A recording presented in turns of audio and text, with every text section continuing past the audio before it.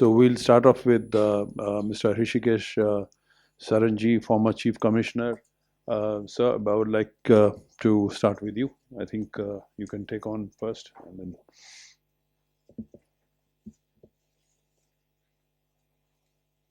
Good morning to all of you. Respected Venerable Devji, Dantulji, Ranjana Jaji, Mr. Haldar and Harsh Umreji and friends.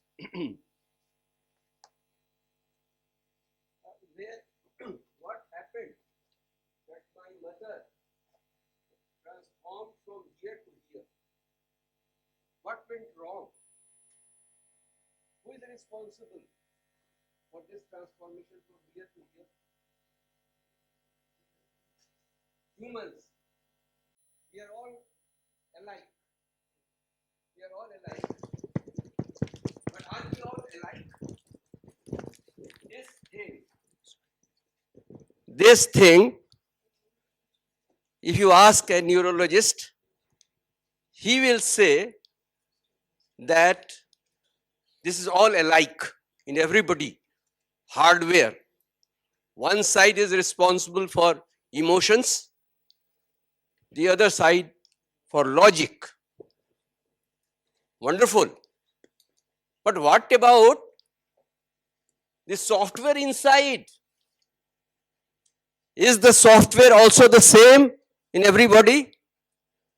If the software were the same, then how on this planet Earth, somebody 2600 years ago only saw an old man, a sick man, and a dead man, and he said, I have seen enough. Just as in the house, when we make rice, we take out one piece of rice, and Ranjana ji will find out whether the rice is cooked or not. He found out what was the problem of mankind. One person, one old man, one sick man, and one dead man. And on this earth itself, few years ago, we had Osama bin Laden. So is the software same here? Is the software same here? No, friends. In this CPU, hardware is the same, but software is not the same. And unfortunately, in this software, no antivirus was put. So the virus came and automatically transformed my mother from this to this. And we are now crying, lamenting. Friends, the virus is in the minds. Environmental pollution is not so important as compared to the mental pollution. If we can take care of the mental pollution, environmental pollution will be taken care of. So, where is the problem? Real problem lies somewhere else. We are not interested in that real problem. Buddha, in the Dhammapada, in the first and the second Gatha only of the Yamak Vagga, he says, mind is the forerunner for everything. Mind is the forerunner for everything. Everything arises in this universe out of mind. If one pollutes his mind, works with a polluted mind, impure mind, suffering follows in his life, just as in a wheel cart, the hoof of the bull is followed by the line drawn by the wheel of the cart. Similarly, in the second Gatha, he says, if we don't work with the polluted mind, if we work with the pure mind, happiness follows in our life just as our shadow follows us. We are sitting here, we don't see our shadow, our shadow, when we go out, the shadow follows. So, and what did Mr. Haldar say? I have not been to any one of the Buddhist countries. I have not been to those countries, but he mentioned, he himself has mentioned that to the Buddhist countries wheresoever he has gone, he has found that the people there are more respectful to the Mother Earth and they are more akin to being a human being. So what does it say? We have to be Buddha-like people. And so the Buddha's teaching, which sort of, if we can say that it is a product. Buddha's teachings, if it is brought to the society, then probably there is some hope for the mankind. Buddha's teachings. I look at this issue from marketing point of view. Now, if we want to launch a product in the market, say a toothpaste. So, to begin with, the toothpaste should be better than any other brand available in the market. Then only it is going to withstand the competition in the market. How does the Buddha's teaching stand as compared to the other brands available in the society? Friends, if we look at the life of the Buddha, he didn't travel more than some states, present states of Uttar Pradesh and Bihar and northern India. His visit was only confined to northern India. As on today, nearly 50 crores of the people of this world, which comes to around 6.6% of the population. Some of the countries have more than 90% population which are Buddha's followers. How it happened? How it happened that it went to so far these countries? It was not sent by sword. My knowledge is that only King Ashoka, he sent his daughter and son to Sri Lanka, and Buddha's teachings have traveled far and wide because of their own strength. They didn't need crutches. The teachings didn't need swords. They are so powerful themselves that just as a perfume comes out here, it will spread automatically everywhere. No effort is required. Look at the teachings of the Buddha. First and second gathas I have told you. Look at the third and fourth. He says, he beat me, he abused me, he misbehaved with me. If we keep on remembering all this in the life, enmity will never disappear. Yes, true. And then in the fourth gatha he says that if we don't remember this, enmity will disappear. And the fifth gatha, which is again very important, is hatred will never cease by hatred. Hatred will cease only by love, compassion, and goodwill. So where is the conflict? Where is the quarrel? Buddha's teaching is going to stand for eternity of its own strength. So there is no question of any competition in the marketability of this product, which is known as Buddha's teaching. So my area of market is the Indian population, the study on the basis of which I am speaking today. The product is Buddha's teachings. And I think the market in India is it has the worth because it has been tested all over the world and it mixed to common sense also. Common sense. And Buddha himself tells, at the entrance of the Indian Institute of Science, Bangalore, the most prestigious scientific organization in this country, which was established much, much prior to the IITs and all. At the entrance gate of the administrative office is written the Kalam Sutta, which says that don't believe something only also because the Buddha says so. Accept it if it is reasonable, it is beneficial, and the other criteria. So Buddha's teachings, the product is there. Now marketability. My area of marketability is Indian population. How to ensure that it is accepted by 140 crores of people in India? I have a strong feeling that there are some misconceptions, prejudices, which are in the minds of the people. I have spoken to my friends, their wives, very, very senior bureaucrats' wives, and I have tried to convince them that Buddha ke baare mein thoda sa padhiye. What did they say? A person who leaves his wife and child, such a irresponsible person, why should I make him as a role model? Why should I make him as a role model?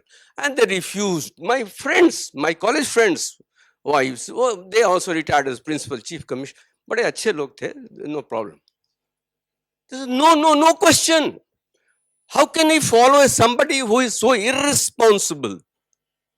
So this prejudice is already there. Have you tried to understand what was the truth? No. People in this country, we have not tried to understand what was the truth. Or you look at the Sinhalese literature. See, in Sinhalese literature, it is mentioned. I have a book, I have translated a book from Sinhalese. It was from Sinhalese to English, English to Hindi.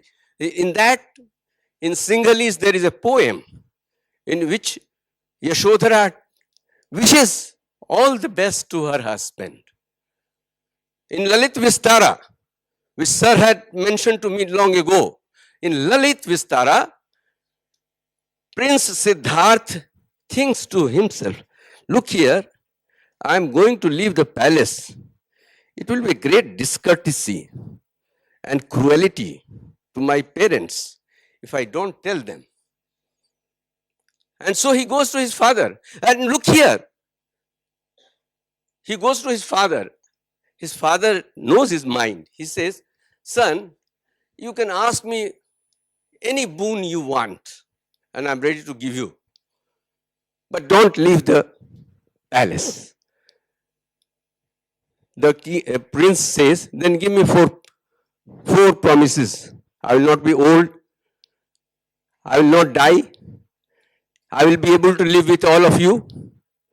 When he tells all these things, the father says, son, how can I give you all these blessings, boons? Nobody can give you.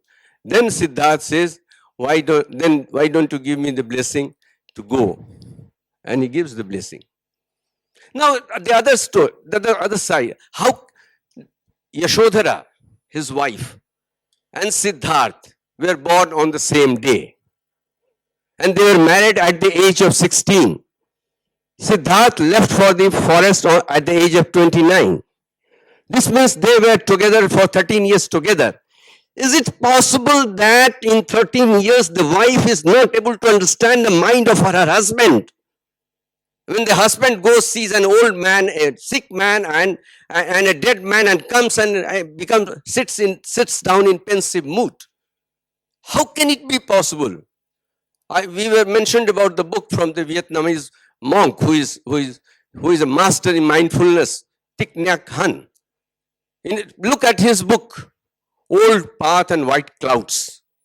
In that book, he mentions that both of them, husband and wife, were great social service. They used to do the social work. And Yashodhara and Siddharth met for the first time only through the social work. So they both knew each other.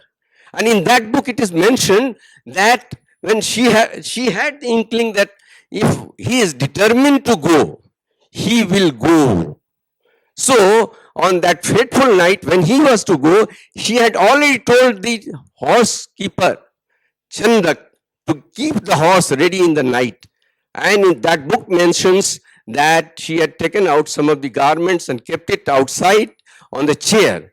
And she wanted not to meet him, Siddharth, at the time of departure, so that the parting should not be so painful. Who is there to explain all this, and why don't we explain to them why this type of misunderstanding is prevailing in the society? Anybody I talk to, he says, क्यों हम बुद्ध को पढ़ें? क्यों पढ़े ऐसा irresponsible आदमी को हम क्यों पढ़ें? I have no answer. And so this is required to be set right in this country. This is required to be set right in the country.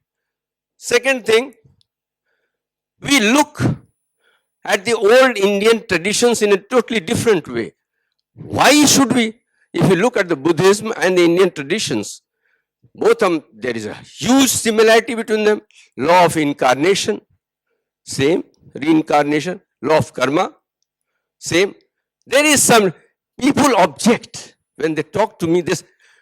Our concept is based, Indian thought is based on Atman, and Buddha denies Atman. So why should we accept Buddha? The entire Bhagavad Gita is based on Atman. Sure. But why don't we apply our mind to understand what the Buddha says? Nobody is ready to read. Buddha never has mentioned that Atman is not there. He also doesn't say that Atman is not there. He simply advises people to remain silent on these undesirable questions. When the disciples ask this question, one day he calls the congregation and he asks them, how does it matter to you, my dear friend, whether the Atman is there or not? You should understand that your house, your hut is on fire. Hut, our life, our hut, it is anger, jealousy, hatred. Whatsoever we had some 30, 40 years ago, same thing is there. So Buddha says your house is on fire. Better you put the fire to rest. And when somebody brings a bucket of water, I ask him, instead of extinguishing the fire, I ask, अरे आपका बाल अब तो 25 साल के हैं, आपके बाल सफेद अभी कैसे हो गए? What a nonsense. The other example the Buddha gives is of hitting an arrow. He says an arrow has hit you. Immediately you take out the arrow. Don't ask the question, who has shot it? Whether it is made of steel or it is made of bamboo. In physics, whether it has come at 45 degrees so that the projectile is the maximum. No, man will die. So he says, don't indulge in such questions. And about Atman, what does the Buddha say? I'll give only two examples from him. Suppose in a cave, somebody claps here. The sound is heard there. So, yes, keep it here. And give me some water. Clapping is here, sound is there. He asked this question, is the sound the same? Yes, it is the same. It is from here. Is really the same? No, it is something different. So how can you say that, whether it is the same or not? The other example he gives is about a lamp burning the whole night. Is the lamp in the morning the same as the lamp was in the evening? One answer is yes. The answer is no.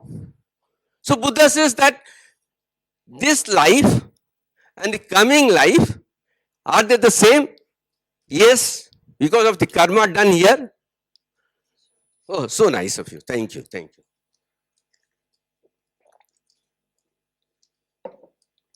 Is the life here the same as the life there? Yes. Why? Because of the karma here.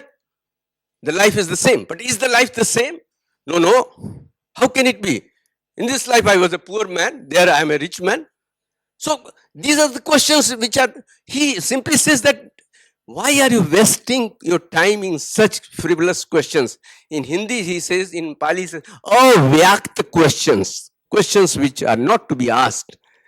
If I ask you a question for which you have to give answer invariably in yes or no, what will be your answer? Have you stopped beating your wife? Give me answer, either in yes or no. Tell me, I ask you the question, have you stopped beating your wife? Give me the answer in yes or no. Huh? It cannot be given. So, avyakt question. Unfortunately, we don't want to read what the Buddha says and blame him for everything what happens in the society. Third question, which I find people raise, Buddha तो दुख के बारे में बात करते. He talks about sorrow. He talks in the Four Noble Truths, he talks about sorrow. We don't want to go into the details to understand what he actually wants to say and what is the solution. So my friends, my appeal to this group is that this is the time of YouTube. Buddha was also a very great management guru. I have taken up this study only getting inspired from him. He gave his teaching to 5 disciples, Dhammacakkappavattana Sutta at Sarnath. Then came Yash, a young man who became his disciple. Then his 4 friends came, so the total became 10. Then 50 more disciples came. When they became 60 monks were there, Buddha sent all these 60 monks in different directions to propagate his teachings, asking them not two people to go in one direction at all. They went in such a way that no two people should go in one direction. So he used the marketing technique whatsoever was available at that time. It is high time now that we use the present technique to set at rest the doubts which are rising, which are in our mind in India. Let me also make it very, very clear that I am not advocating. In India, we have less than 1 crore of people who are Buddhists. Less than 1% of population. Let me make it very, very, very, very clear. My purpose is not to ask anybody to get converted into Buddhism. I am very, very clear about the line of demarcation. I am in for Buddha's teachings, but not at all interested in converting people to Buddhism. I am myself a Hindu. From my childhood, still today also, every day I read Bhagavad Gita, Durga Saptashati. I read all those books. But for the last 40 years, I have been giving lectures on the Buddha's teachings and studying them. So my proposal here is not to convert people to Buddhism. If you are please don't take me that way. My submission only is that here is a product, Buddha's teachings, which will solve all our problems. Rest assured. I am telling you based on my personal experience of life, spread over 40-50 years of government service. So based on that, and I don't believe at all in talking theoretical. Because I'm greatly inspired from Buddha itself. In Gatha 19 and 20 of the Yamak Vagga, he says, people, if you read a lot of books and don't practice them in life, then you are like the cow keeper of somebody. You will simply take the cows to the forest and return them in the evening. You will not get anything. But if you read a little and follow them in life, then you are like the owner of the cows. You will get butter, milk, curd, everything. So he says that focus on following it in your life. And then he also gives example of the flowers. There are two types of flowers. Those which are beautiful to look, but no scent. The others are those which have beauty as well as scent. We may learn about many beautiful things in life. Read it, find it, and look here. Lessons are not only coming from the books and other traditional things. If they were coming only from them, then Kabir never went to the school. Kabir never went to the school, and there are more than 1,000 PhDs on Kabir. So the Buddha says that if we learn, don't follow them in life, then we are like those flowers which have beauty but no scent. But if we follow them in life, then we are like those flowers which are beautiful and they have scent also. I not like that madam comes with the second slip. So I like to stop here, sir.